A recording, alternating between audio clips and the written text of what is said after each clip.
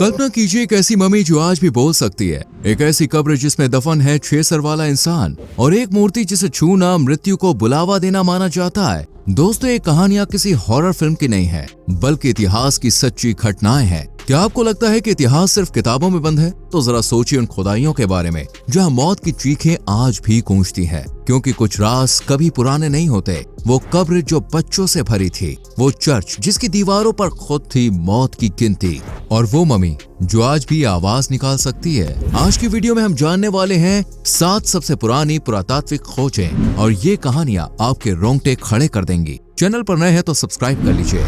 Number 7, Cybele statue. क्या आप जानते हैं कि एक ऐसी देवी की मूर्ति मिली है जिसकी पूजा हजारों साल पहले होती थी और आज भी उसके रहस्य इंसानों को चौंका रहे हैं? कौन थी साइबेल? क्यों उसे मदर ऑफ गॉड्स कहा जाता था और उसकी मूर्ति को लेकर इतने रहस्य क्यों हैं? चलिए जानते हैं इस अद्भुत स्टोरी को। साल 1836 रोम में खुदाई के दौरान एक प्राचीन पत्थर की मूर्ति मिली, एक स्त्री आकृति जिसके सर पर मुकुट था और उसके साथ 2 शेर दिखाई दे रहे थे। इतिहासकारों ने तुरंत पहचान लिया, ये थी साइबेल, एक बहुत ही पुरानी देवी जिसे मदर ऑफ गॉड्स कहा जाता था। साइबेल की पूजा सबसे पहले फ्रिजिया में शुरू हुई थी। लोग उसे धरती माँ मानते थे, जीवन, प्रजनन और प्रकृति की शक्ति का प्रतीक। लेकिन उसकी पूजा केवल फूलों और भेंटों से नहीं होती थी, इसमें तांत्रिक अनुष्ठान, ढोल की आवाज और आत्म बलि तक शामिल थी। जब रोमन साम्राज्य संकट में पड़ा तो उन्होंने साइबेल को रोम में बुलाया। जी हाँ, उन्होंने बकायदा साइबेल की एक पवित्र पत्थर को फ्रिजिया से लेकर रोम में स्थापित किया ताकि देवी उन्हें युद्धों और प्राकृतिक आपदाओं से बचा सके। कुछ इतिहासकार मानते हैं कि यह मूर्ति सिर्फ धार्मिक नहीं बल्कि खगोलीय शक्तियों को भी दर्शाती है। कुछ इसे एक प्राचीन एलियन देवी तक मान चुके हैं। साइबेल की मूर्ति केवल एक प्राचीन कला का नमूना नहीं बल्कि एक रहस्य है, एक झलक उस दौर की जब इंसान प्रकृति से डरता था, उसकी पूजा करता था और देवी को अपनी माँ मानता था। तो अगली बार जब आप किसी म्यूजियम में एक पुरानी मूर्ति देखें, हो सकता है कि वो सिर्फ पत्थर ना हो बल्कि इतिहास का एक जीवित टुकड़ा हो। Number 6, the ancient mummies voice. अगर आपको एक मम्मी से बात करने का मौका मिले तो नहीं, ये कोई फिल्मी सीन नहीं है, एक साइंटिफिक चमत्कार है। वैज्ञानिकों ने एक ऐसी मम्मी की आवाज को फिर से जिंदा कर दिया है जिसकी मृत्यु 3000 साल पहले हुई थी। चलिए जानते हैं उस रहस्यमयी आवाज की पूरी कहानी। तस्वीर में दिख रही एक प्राचीन मिस्री मम्मी शांत लेटी हुई दिखाई दे रही होगी।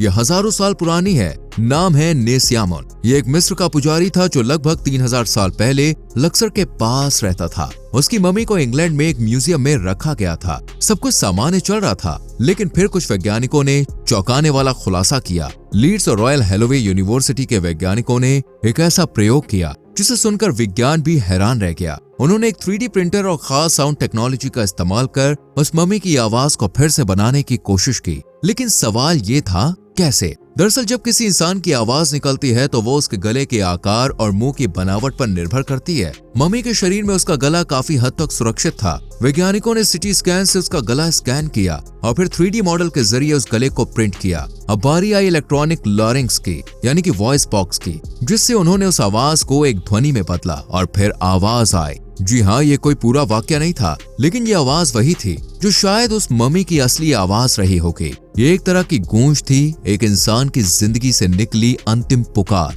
अब सवाल उठा, क्या ये सही है? क्या हमें किसी मरे हुए इंसान की आवाज को फिर से जीवित करना चाहिए? क्या ये विज्ञान की जीत है या इंसानियत की सीमा का उल्लंघन? कुछ लोग कहते हैं कि मम्मी की आत्मा को शांति नहीं मिलेगी, लेकिन वैज्ञानिकों का कहना है कि यह भविष्य में ऐतिहासिक भाषाओं और सभ्यताओं को समझने में मदद करेगा। ये तकनीक अब और मम्मियों पर भी इस्तेमाल की जा रही है। हो सकता है कि आने वाले समय में हम मम्मियों से उनके जीवन की कहानी खुद सुन सकें।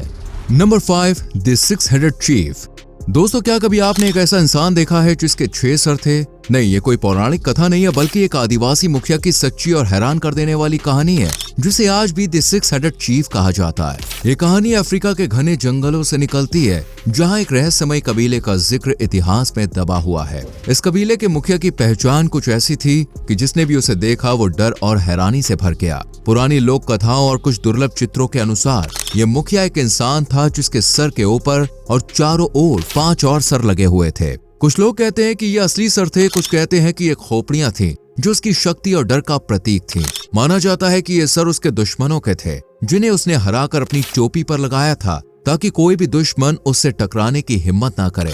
उस कबीले में यह मान्यता थी कि अगर कोई योद्धा अपने शत्रुओं के सर अपने पास रखे तो उसे उनके ज्ञान और शक्ति का हिस्सा मिल जाता है, और जब वो मुखिया बना तो उसने 6 सिरों को एक खास तरीके से अपनी पोशाक में शामिल किया। यह परंपरा कोई क्रूरता नहीं बल्कि उनके लिए आध्यात्मिक शक्ति और वीरता का प्रतीक थी। आज भी कुछ लोक कला में 6 हेडेड चीफ की झलक मिलती है। कुछ मूर्तियां, चित्र और कहानियों में उसका जिक्र आता है। नेटफ्लिक्स जैसी डॉक्यूमेंट्रीज ने भी इस टॉपिक को छूने की कोशिश की है। Number 4, black death tally.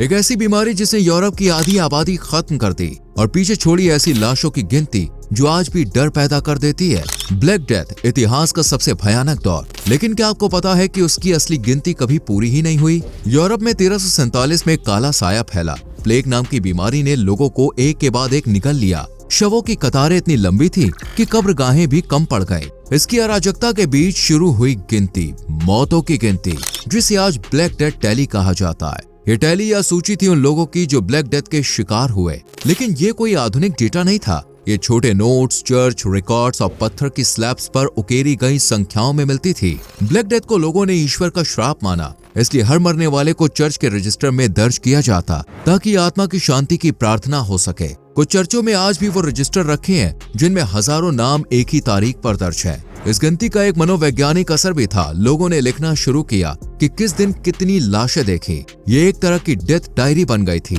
जहां हर शब्द डर से भरा हुआ था।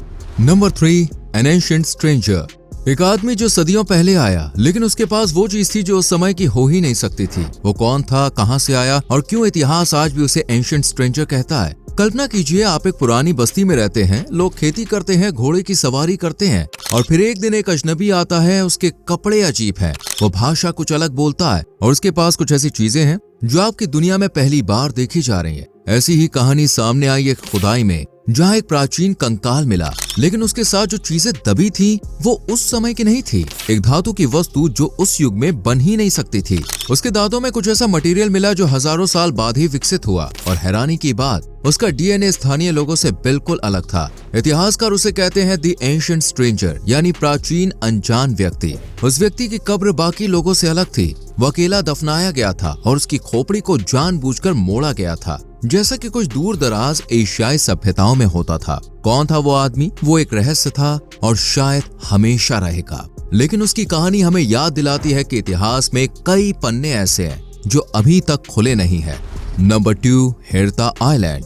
एक टापू जहाँ के लोग अचानक गायब हो गए। घर वैसा का वैसा रहा, खाना बर्तन में पड़ा था, लेकिन इंसान एक भी नहीं। यह हेरता द्वीप का रहस्य है। हम बात कर रहे हैं स्कॉटलैंड के पश्चिम में बसे हेरता आइलैंड की, जो आज वीरान है, लेकिन एक जमाने में वहाँ एक पूरी सभ्यता रहती थी। हेरता एक छोटा सा द्वीप है जो सेंट किल्डा द्वीप समूह का हिस्सा है। यहाँ पर 200 से ज्यादा लोग रहते थे, मछली पकड़ते थे, पक्षी पालते थे और एक शांत जीवन जीते थे। लेकिन 1930 में एक दिन सब कुछ बदल गया। अचानक एक संदेश सरकार को मिला, हम अब यहाँ नहीं रह सकते, हमें निकाल लीजिए। कुछ हफ्तों बाद पूरी की पूरी जनसंख्या सरकारी जहाजों में बैठकर चली गई और फिर कभी वापस नहीं आई। कुछ लोग कहते हैं कि वहाँ कोई शक्ति जाग गई थी। Number 1, children's cemetery. एक कब्रिस्तान जहाँ सिर्फ बच्चों को दफनाया गया। हर कब्र पर एक ही तारीख और चारों ओर एक अजीब सी खामोशी। क्या ये कोई हादसा था या फिर कुछ और? हम बात कर रहे हैं एक ऐसे कब्रिस्तान की जो पहली नजर में साधारण लगता है, लेकिन जब आप नजदीक जाते हैं तो रूह कांप उठती है। हर कब्र किसी बच्चे की है, उम्र 1 साल से 10 साल तक। और सबसे चौंकाने वाली बात, इन सभी की मृत्यु की तारीख एक ही दिन। कहा जाता है कि ये जगह कभी एक अनाथालय के पास हुआ करती थी। एक दिन अचानक आग लग गई और सब कुछ राख हो गया। लेकिन कुछ लोग कहते हैं कि आग नहीं लगी थी, कुछ और हुआ था, कुछ ऐसा जिसे छुपाया गया। इतिहास सिर्फ कहानियां नहीं बल्कि वो दर्पण है जो हमें अपने अतीत की सच्चाई दिखाता है, चाहे वो कितनी ही डरावनी क्यों ना हो। आपको इनमें से कौन कौन सी खोज सबसे डरावनी लगी, नीचे कमेंट करके जरूर बताएं। और ऐसी ही रहस्यमय वीडियोस को देखने के लिए चैनल को सब्सक्राइब करके बेल आइकॉन प्रेस करें। मिलते हैं अगली वीडियो में। Till then, bye bye, take care.